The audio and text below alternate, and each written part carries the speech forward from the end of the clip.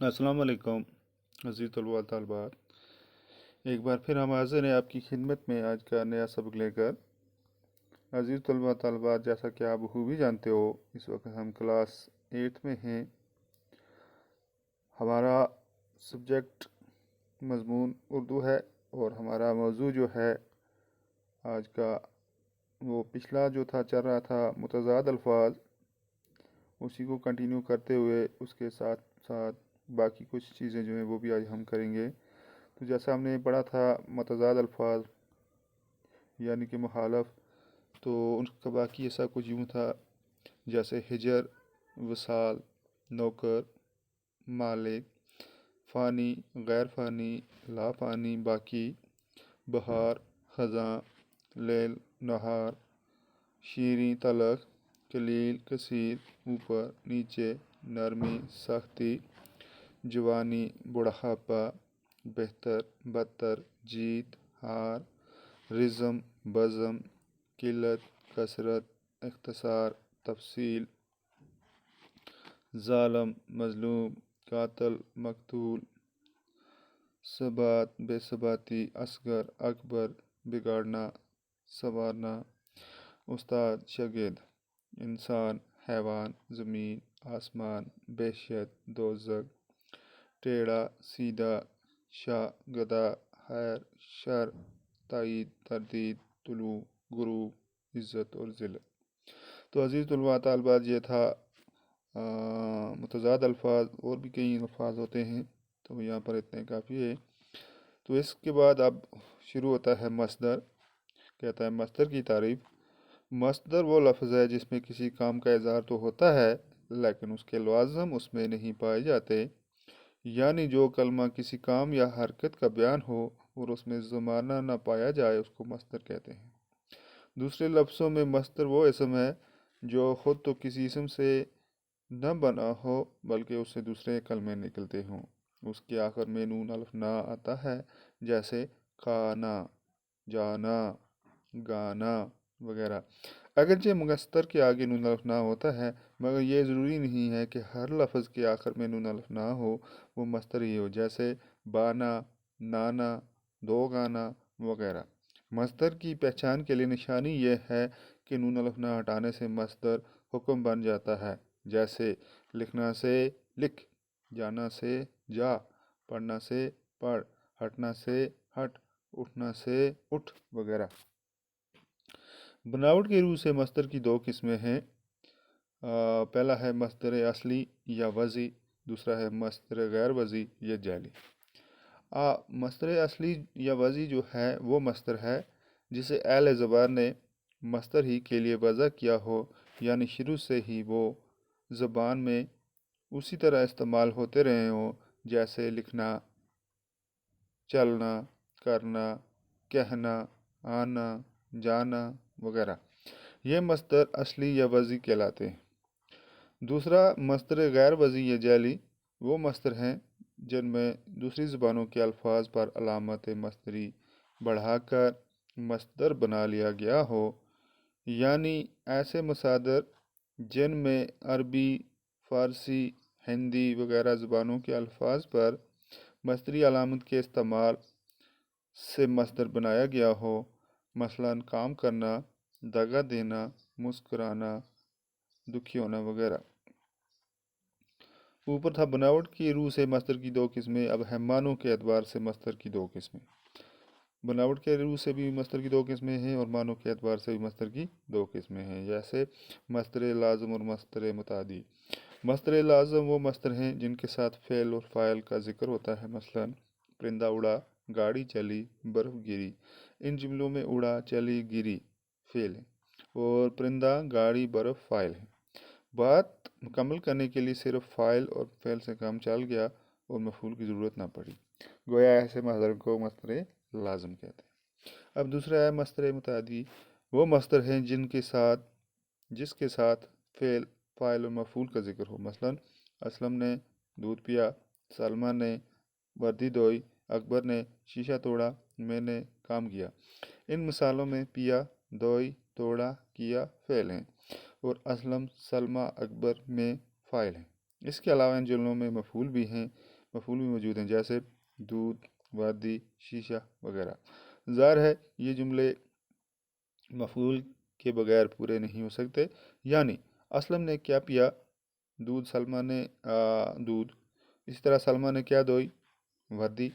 اکبر نے کیا توڑا؟ شیشہ۔ میں نے کیا کیا؟ کام۔ گویا وہ مصدر جن کے ساتھ فاعل اور مفعول دونوں ساتھ ہوں مصادر متعدی کہلاتے ہیں۔ آگے ہے مصدر لازم سے مصدر متعدی بنانا۔ پہلا طریقہ، مصدر لازم کے حرف اول کے بعد الف کے استعمال سے مصدر متعدی بنتا ہے، مثلا چٹنا سے چاٹنا، بٹنا سے بانٹنا، کٹنا سے کاٹنا وغیرہ۔ دوسرا طریقہ ہے مصدر لازم کے نون الف نا سے پہلے الف کے استعمال سے بھی مصدر متعدی بنتا ہے، مثلا ملنا سے ملانا، چلنا سے چلانا، گٹنا سے گٹانا وغیرہ۔ تیسرا طریقہ، مصدر لازم کے حروف اول کے بعد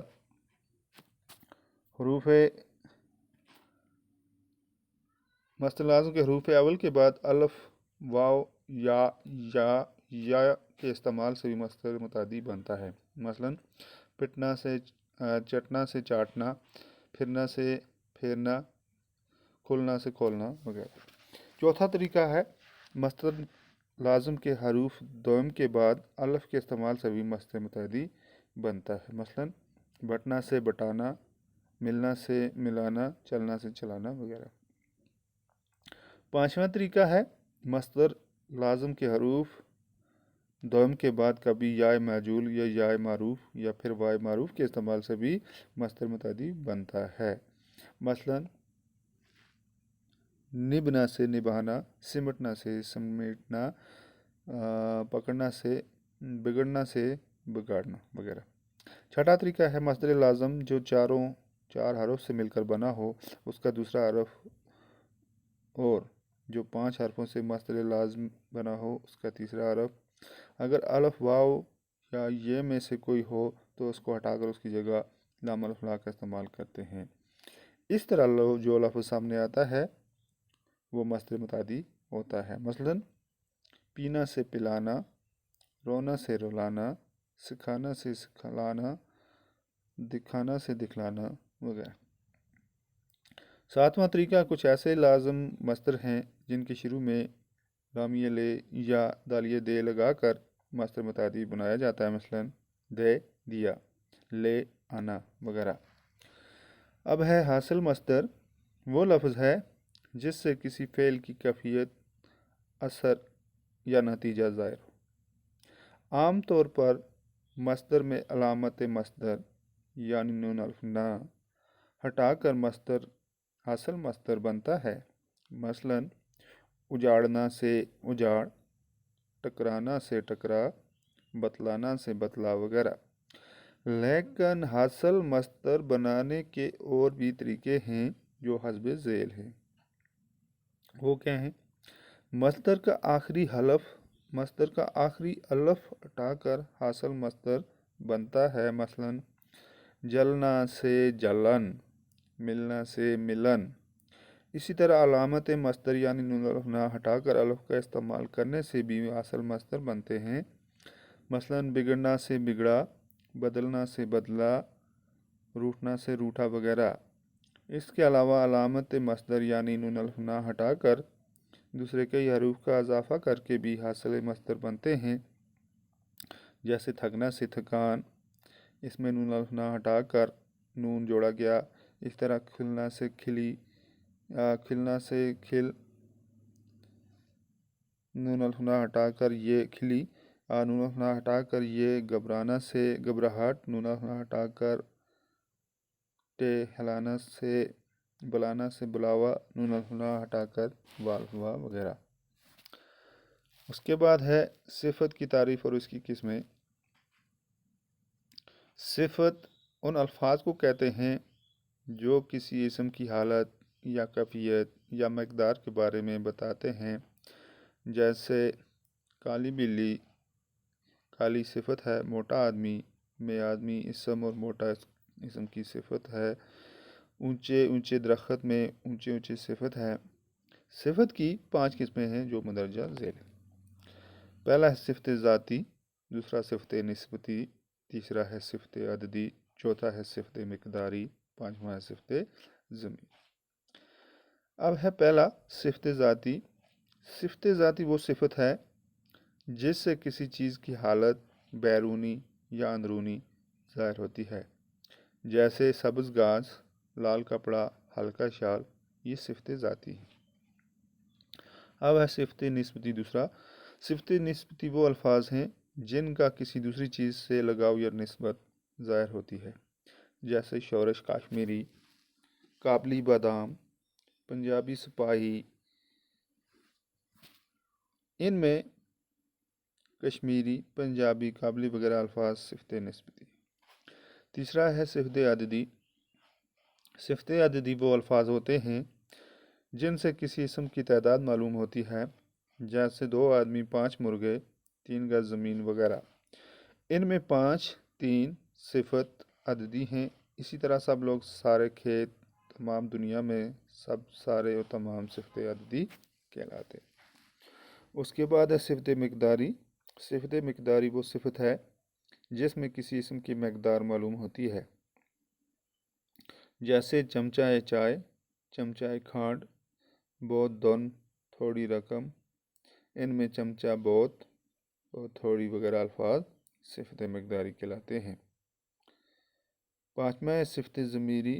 صفت ضمیری وہ الفاظ ہیں جو صفت کا کام دیتے ہیں، جیسے یہ شخص میرا دوست ہے، وہ کتاب میری ہے، کون جانا چاہتا ہے۔ ان میں یہ، وہ، کون وغیرہ الفاظ صفت ضمیری کہلاتے ہیں۔ ضمیر کی تعریف اور اس کی قسمیں۔ اسم کے بجائے جو الفاظ بیان کیے جاتے ہیں وہ ضمیر کہلاتے ہیں، جیسے حامد گھر آیا، حامد نے کھانا کھایا کی بجائے ہم کہہ سکتے ہیں حامد گھر آیا، اس نے کھانا کھایا۔ دوسری فقرے میں حامد کی جگہ اس لکھا گیا، بس یہی لفظ اس ضمیر ہے۔ میرا، تیرا، اس کا، ہم، تم، وہ وغیرہ الفاظ ضمیر کہلاتے ہیں۔ ضمیر کی 5 قسمیں۔ تو عزیز طلباء طالبات، یہ تھا ہمارا آج کا ٹاپک، جس میں ہم نے متضاد الفاظ، اس کے بعد مصدر کی تعریف کی، اور پھر اس کے علاوہ مصدر کے بناوٹ کے لحاظ سے بھی 2 قسمیں پڑھی، جن میں مصدر اصلی یا وضعی، اس کے بعد مصدر غیر وضعی جعلی بھی پڑھا۔ اس کے علاوہ معنوں کے اعتبار سے بھی مصدر کی 2 قسمیں ہیں، جن میں ہم نے جیسے پڑھا مصدر لازم ہے، مصدر متعدی ہے نا۔ اس کے علاوہ پھر ہم نے مصدر لازم سے مصدر متعدی بنانے کے 7 طریقے پڑھے، وہ کس طرح بنتا ہے۔ اس کے بعد حاصل مصدر کیا ہے وہ ہم نے پڑھا۔ اس کے بعد ہم نے صفت کی تعریف کی، اس کی قسمیں بھی پڑھی۔ صفت جیسے اس کی 5 قسمیں ہیں، صفت ذاتی ہے، صفت نسبتی ہے، صفت عددی ہے، صفت مقداری ہے، صفت ضمیری ہے۔ تو پھر ہم نے ان کی تعریف بھی باری باری کی۔ اس کے بعد ہم نے ضمیر کی تعریف کی اور اس کی قسمیں بھی دیکھی۔ انشاءاللہ اس کی قسمیں جو ہیں ہم اگلے سبق میں ضرور پڑھیں گے۔ اس وقت ہم نے اتنا ہی پڑھا، ضمیر کی تعریف اور اس کی قسمیں جو ہیں بعد میں پڑھیں گے۔